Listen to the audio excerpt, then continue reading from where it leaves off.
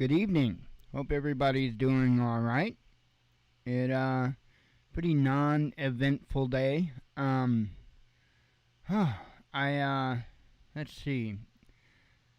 Well, I had to deal with a phone today, getting stuff swapped over. I just had one of those cheap Straight Talk accounts, and so I guess Verizon bought out Straight Talk, and so I'm assuming anybody that had I don't know if it was just those that had the AT&T or T-Mobile SIM cards or what, but they were trying to bribe me from going from it's Straight Talk, so it's the same for me either way, considering we have both AT&T and Verizon towers readily available here. So, I guess it was to bribe me to using the Verizon network since they're the ones that bought out Straight Talk. And so they offered me a free phone, and I thought, oh, okay. I figured it was going to be a budget phone. And, oh, yeah, it's a budget phone. I can't even put none of my DJI apps on there or anything like that, which is fine. That's no big deal. I can use the other phone and more or less dedicate it for the drone and whatnot.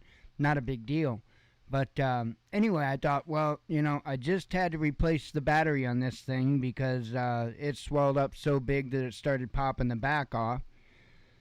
So I replaced the battery, and the thing works fine other than that. I mean, it's actually a really, really awesome phone. I like it a million times better than this piece of crap that they sent me. But, I don't use the phone very often, and I don't do nothing on my phone for the most part. So it really doesn't matter. As long as I have a device that I can use with the drones and stuff like that, that's fine. And with my DJI Pocket 2, and most of the time I use the tablet with the Pocket 2, and the drone, I'll just use this. It's not a big deal at all. So anyway,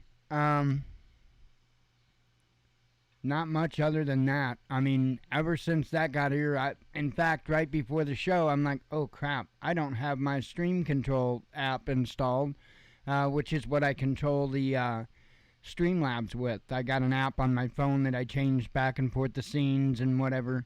It's just nicer and easier for me to reach down and hit my phone versus grabbing my mouse and clicking on the screen.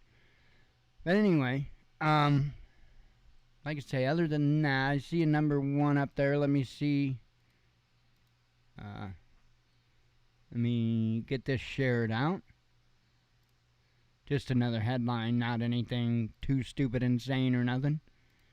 Anywho, let's mosey on over. I do have several tabs open. How many do I have open? I guess 7 tonight. Fair amount of stuff going on.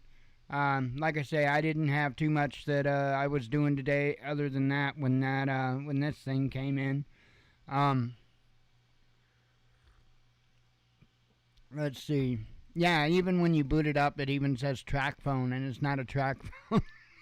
Well, I mean, I guess it probably could be used like a track phone, but I mean, it's Straight Talk technically. So it sounds like they're trying to switch a bunch of people over with a bunch of old, overstocked phones. Yay. Anyway. Let's see. I don't know of anything else, like I say, major. Of course, there have been fairly big developments on a few different fronts. Let me go ahead and switch over. As the show's titled tonight, water cuts coming as drought hits U.S. West. With parts of the U.S. Southwest suffering their worst drought conditions in more than a millennium, the federal government has ordered reductions in Colorado River water allotments to the states of Arizona, Nevada, as well as to Mexico. The water cuts will begin in January and will hit Arizona the hardest, reducing its Colorado River allotment by 21%, or 592,000 acre-feet, the U.S. Department of Interior announced on Tuesday.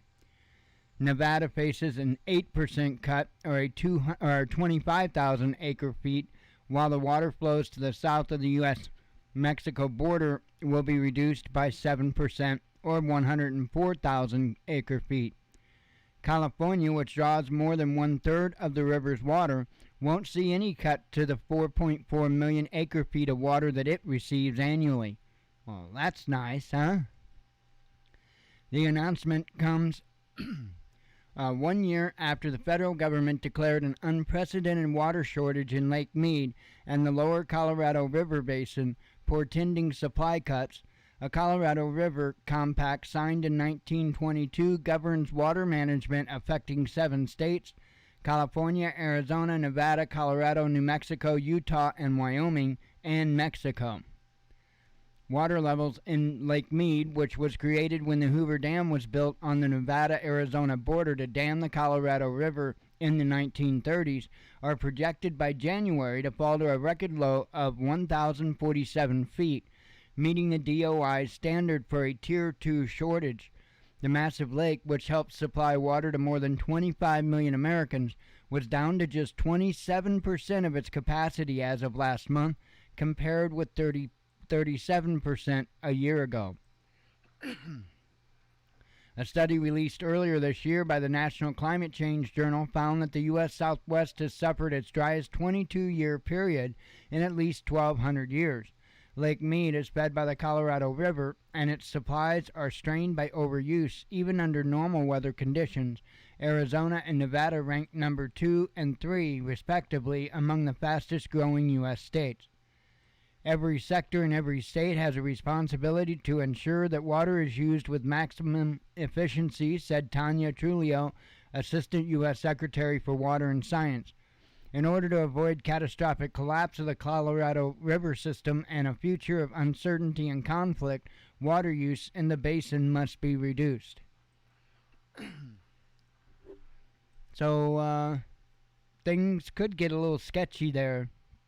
Probably, good chance of it next year. Doesn't look like this year they're going to run out, if I'm understanding that correctly. But next year they expect to be hurting.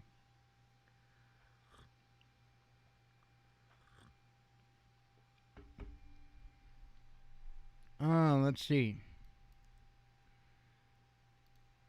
We conducted the ICBM test finally after we delayed it twice. As to not stir up tensions after we were doing everything we could to stir up tensions, right?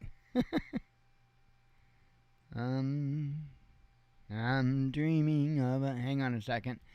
That might be an emailer that I've been long waiting for. Oh, no, that's, that one would be for Jen, not me. Okay. Let's see here. The U.S. Air Force test launched an unarmed Minuteman III intercontinental ballistic missile, ICBM, over the South Pacific on Tuesday, described by the Pentagon as a demonstration of the lethality and effectiveness of America's nuclear weapons. The test had previously been delayed due to ongoing tensions with Russia and China. The missile, which is capable of carrying a 350-kiloton W-78 nuclear warhead, blasted off from Vandenberg Space Force in California shortly after midnight. After a 4,200-mile journey across the Pacific Ocean, its re-entry vehicle, which in this case carried conventional explosives rather than an atomic warhead, detonated and hit the water near, and I have no idea how to say that, atoll in the Marshall Islands. Tuesday's test took place at a time of heightened geopolitical tensions between the U.S. and rival nuclear powers, Russia and China. Washington is engaged in what Moscow views as a war by proxy against Russian forces in Ukraine, while the Chinese military has held large-scale military exercises near Taiwan since U.S. House Speaker Nancy Pelosi visited the island earlier this month. China's exercises involved the firing of 11 ballistic missiles into waters near Taiwan. Chinese state media reported that the missiles used may have been Dongfeng DF-17 medium-range missiles, each capable of carrying a hypersonic warhead. Let's see. Only one major arms control agreement between the U.S. and Russia, the New START Treaty, remains in force. Russia temporarily suspended U.S. inspections of its nuclear sites under this agreement last week, stating that Western sanctions have prevented its inspectors from performing reciprocal visits to the American sites. Despite the tense climate, the Pentagon has insisted that Tuesday's launch was not intended to provoke any of the U.S. adversaries. Our test launches are scheduled well in advance and are not reactionary to world events, said Air Force Major Armand Wong. The Air Force also stressed that the U.S. has conducted more than 300 such tests before, and that preparation for a launch begins up to a year prior to blastoff. The last Minuteman III test took place in August of 2021. The latest test was originally scheduled for March, but was canceled when Russian President Vladimir Putin placed his country's deterrence forces, both on nuclear and conventional, on high alert shortly after launching Russia's military operation in Ukraine. We have to be mindful that Russia is a nuclear power, then Pentagon spokesman John Kirby said at the time, and so as we make these decisions, it would be irresponsible for us not to think about making sure we don't escalate this conflict any bigger than it already is. The launch had been pushed back earlier this month amid China's exercises, with the U.S. telling Wall Street Journal that the test was being postponed to remove any misunderstandings given China's actions around Taiwan. And my thing is with all the failed tests that they've had, how are we supposed to expect this wasn't just delays because they didn't have their poop in a group? So, who knows? Who knows? They've been really fighting with that system.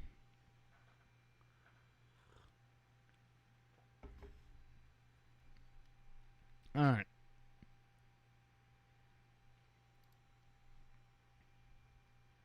Russian military signs contract for uninterceptable missiles. The Russian military will receive state-of-the-art Sarmat intercontinental ballistic missiles, which, according to the manufacturer, can pierce through any existing air defense. The signing of a state contract for the production and supply of the Sarmat strategic missile system was announced on Tuesday during the Army 2022 Forum, which is taking place in Moscow region. The deal was signed by Russian Deputy Defense Minister Alexei I don't even know how to begin to say that, and the general manager of the country's Makiv Missile Center, Vladimir Detyar, RIA Novosti reported. Speaking on Russian TV in May, Detyar claimed that it is impossible to intercept the Sarmat missile thanks to its incredibly complex design, which allows it to overcome any multi-layered missile defense. The commander of the Russia's Strategic Missile Forces, Sergei Karakev, said at the time that the new rocket can travel along unusual trajectories, including via the South Pole. He added that the Sarmat is the largest military rocket in human history, boasting a diameter of 3 meters and a height equal to that of a 14-story apartment block. The missile is said to weigh over 200 tons. The signing of another contract was also made public on Tuesday, in which the Russian Army will obtain the S-500 Prometheus air defense system, the latest iteration of the famed S-300 and S-400 missiles, with a range of 600 kilometers. Its specialty is the interception of incoming missiles at high altitudes. The S-500 entered production by April, according to the Yan Novikov, the general manager of the state-owned defense company Almaz Anti. So, sounds like they're going to be kicking those out pretty quick.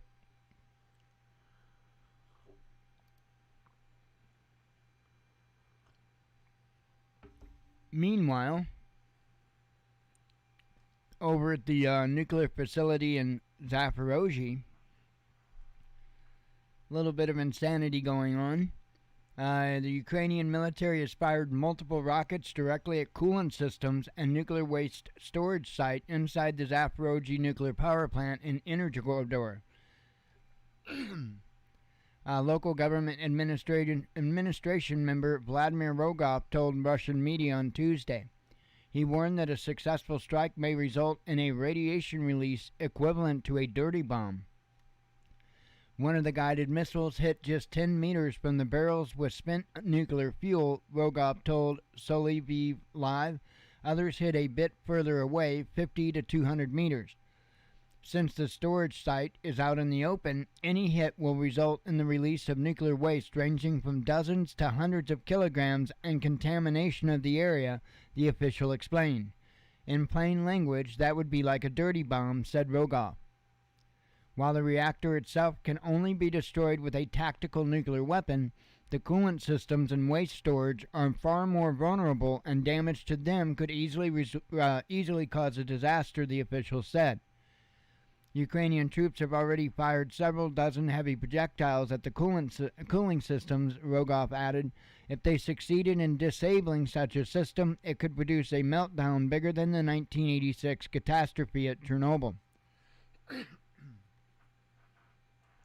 Russian troops established control of the Zaporozhye NPP, Europe's largest facility, the kind, early on in the course of the military operations in Ukraine.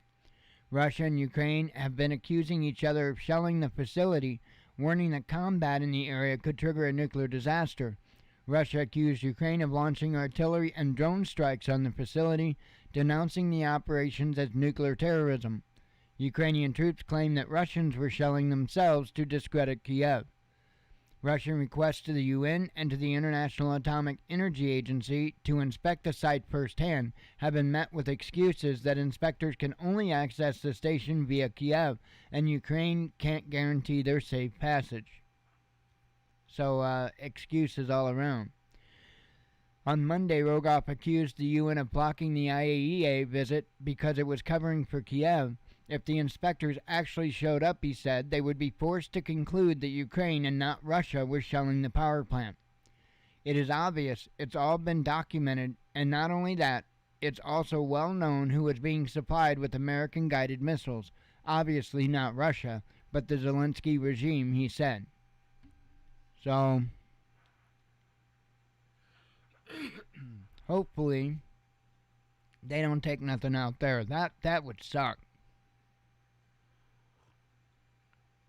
They took the coolant stations down. That would really suck.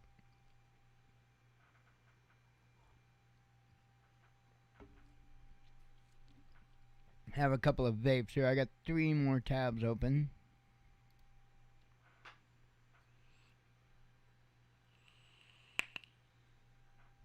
Oh, fun times. Yep, I got the plane painted today. Well, one quick iteration of it. Hang on. There you go. The Black Ops paint job. So, I flew a little bit. Not much at all. Just enough to snap some pictures. And I changed a couple files and still haven't seen it since then, so.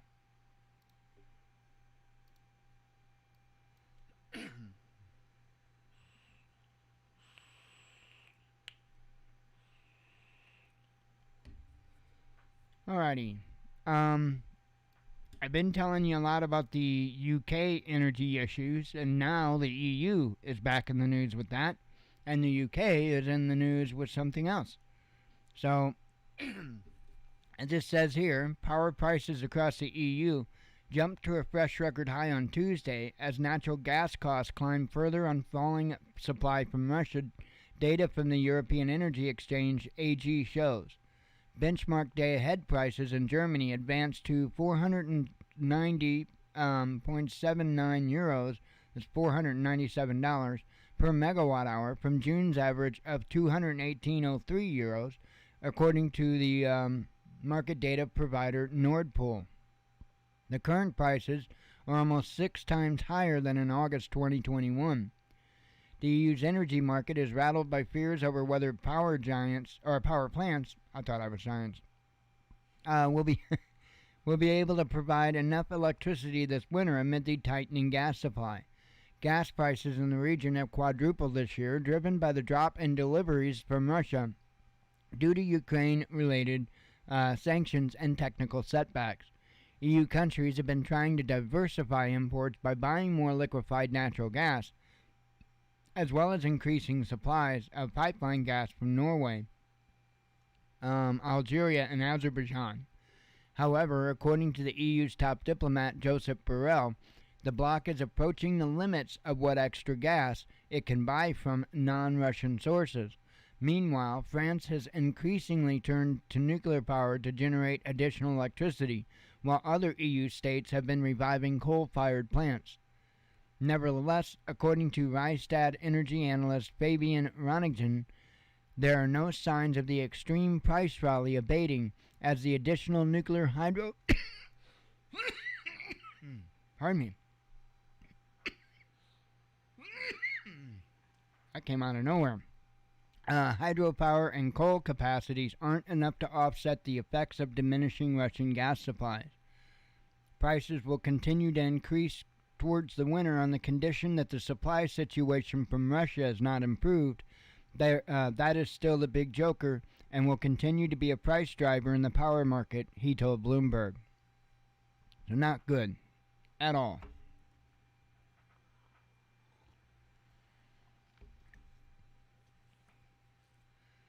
Oh, man.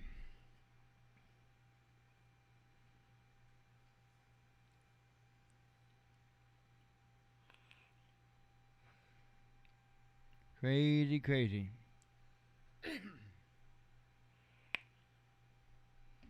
Real wages plunge in the UK. Not only are their bills going up, their wages are going down. Real wages in Britain, after accounting for inflation, have plunged by an annual 3% in the April to June period. Data from the UK Office for National Statistics released on Tuesday shows. The real value of pay continues to fall, excluding bonuses. It is still dropping faster than any time since comparable records began in 2001, Darren Morgan, ONS Director of Economic Statistics, said, as cited by CNBC. According to the ONS, the average salary, excluding bonuses, grew by 4.7%. However, the cost of living has virtually erased the effect of these gains on purchasing power, having soared through this period due to higher energy and food costs. UK inflation surged to a 40-year high of 9.4% in June, and experts predict it will go above 13% by October. And in a report published last week, the Trades Union Congress said wage increases in the country could by then fall behind inflation by almost 8%, which would be in the biggest drop in UK real wages in 100 years. So, insanity. And I expect you're going to see that all around the planet.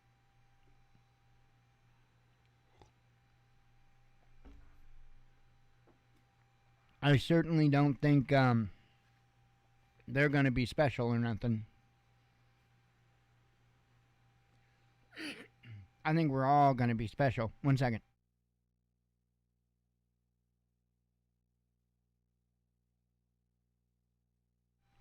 You didn't want to hear that. You're welcome. Alright. And this is the last tab I have open. Wow, we're really kind of ramping through it tonight. That's fine. It is getting warm in here. I don't know why, but it seems like it's getting warmer.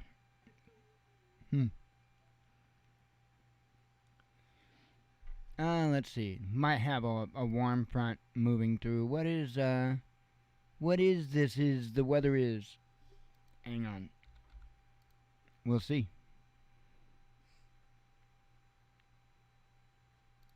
Well, yeah, tomorrow's going to be a lot warmer than today.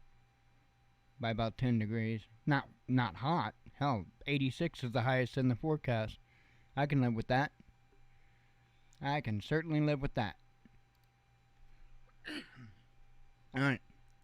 Social media algorithms come under scrutiny.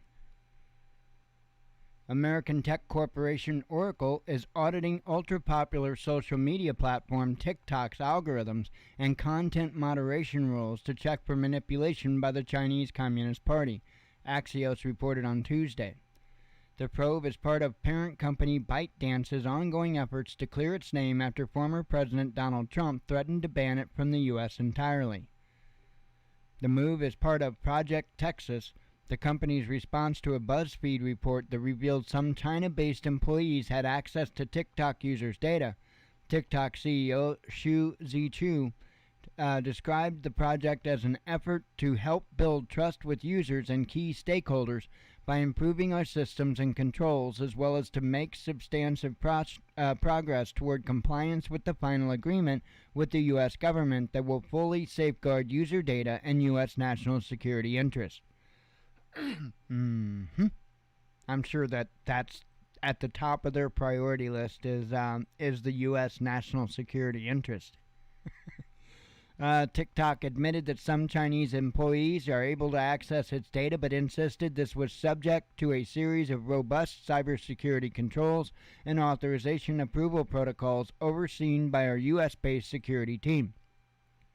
The company has also promised its AI will be trained in Oracle's cloud and pledged to move all U.S. users' data to Oracle servers located in the U.S.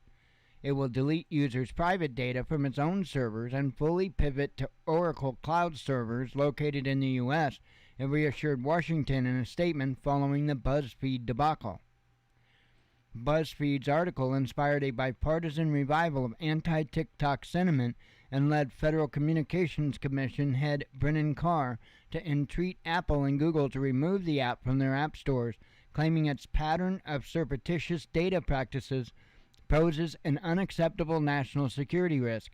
He described ByteDance as an organization that is beholden to the Communist Party of China and required by Chinese law to comply with PRC surveillance demands. U.S. tech giants have reason to fear TikTok wholly unrelated to any potential Chinese government links, as the app gets more engagement per day from users than comparable American-made apps like Instagram and Snapchat. Coupled with the fact that TikTok's algorithm is hailed in the tech press for knowing users better than they do themselves. Good reason I don't have it. The app has become infamous for its alleged ability to guess users' sexuality, uncover past traumas that may or may not exist, and even inspire mental illness. It's not hard to see why American big tech wants to understand what makes it tick. I don't care. I am not in the least interested. I don't do the YouTube Shorts. I don't do the Facebook Reels. I don't do TikTok. I'm not going to subject myself to little clips. I'm not, because that shortens your attention span. I'm not going to do it. That's my biggest complaint with Twitter. That's why I put out the news on Twitter and stuff, but I don't read Twitter. To me, that's nonsense to limit somebody that much to that short of a statement, that short of a little bite. Not a fan. Not a fan. Fun times. Anywho.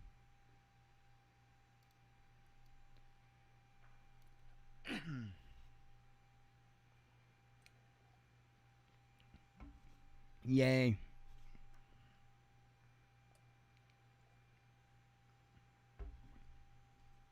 Hey, we might have close to a record time show. Now, there's a fair amount of headlines today.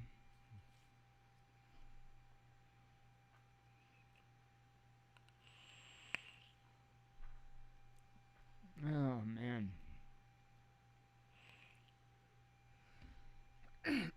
Alright, let's do this even if it's wrong. Germany sends jets to Indo-Pacific. New Zealand troops to train Ukrainians. Wall Street relaunches Russian bond trading, says Reuters. Afghanistan seeks barter trade with Russia, says media. Captured Western mercenaries could be executed, says DPR. U.S. leads war games aimed at North Korea. Crimean village evacuated after huge explosions. U.S. wants to prolong Ukraine conflict, says Putin. No need for nuclear weapons in Ukraine, says Moscow. Western superweapons myth is dispelled, says Shoigu. Russia offers trade partners to join its SWIFT alternative. Russia warns of direct military clash with the U.S. China expands sanction list. Russia circumvents Western product deficit. Crimea blast was an act of sabotage, says Russian Ministry of Defense. Zelensky speaks out on travel ban for Ukrainians.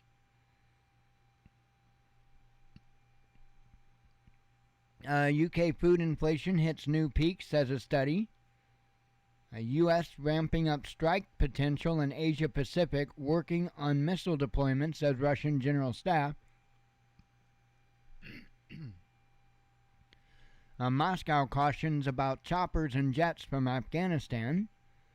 Western countries waiting for the fall of Ukraine, says Kiev. German industry at risk of as Rhine dries up, says AP. A threat of Jewish death curse likely stopping Putin, says ex-Ukrainian official. Mayor to skip national election over World War II monument removal. Taiwan separatist attempts will end badly, says China. Germans cut down on gas consumption, says industry body. AUKUS steel could detonate Asia Pacific, says Russia. Russian military sign. Oh, I did that one. Chinese ship makes controversial Sri Lanka visit. Gazprom makes EU gas price prediction. Double boosted Joe Biden is COVID positive. Russia accuses UK of deliberate provocation. We weren't laughing at her. No. Finland announces visa crackdown on Russians. Biden's anti-inflation legislation to backfire, says budget office. There comes a point when the mind should just be like, maybe that's not doing anything. But, I'm not saying that's the case. Poland wants Ukraine to admit genocide. Yeah, that sounds good. Ukraine issues new ban on Russian language. Ukraine bombs nuclear oh, I did read that one. Macron calls for IAEA mission to Zaporozhye nuclear plant. Taiwan accuses China of exaggerated tricks. Erdogan, Guterres, and Zelensky to meet in Ukraine. Trump team doesn't know what was seized in FBI raid, says lawyer.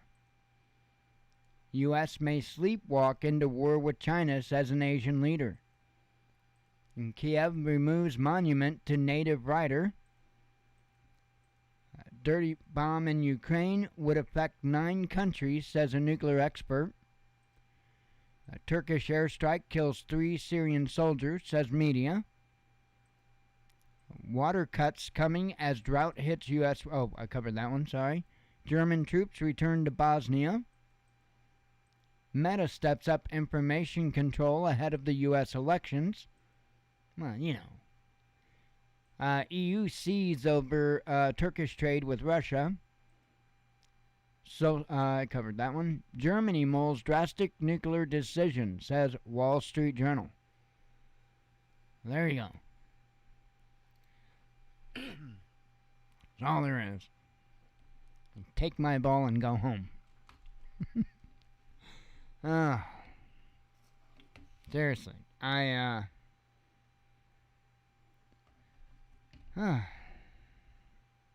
just be glad to relax. I was kind of mentally intensive fighting this damn phone, but I think I got it now. At least most of the stuff. Anyway, I am going to get out of here and relax for a little bit and probably head to bed. So I will talk to you all tomorrow, God willing. I appreciate you coming.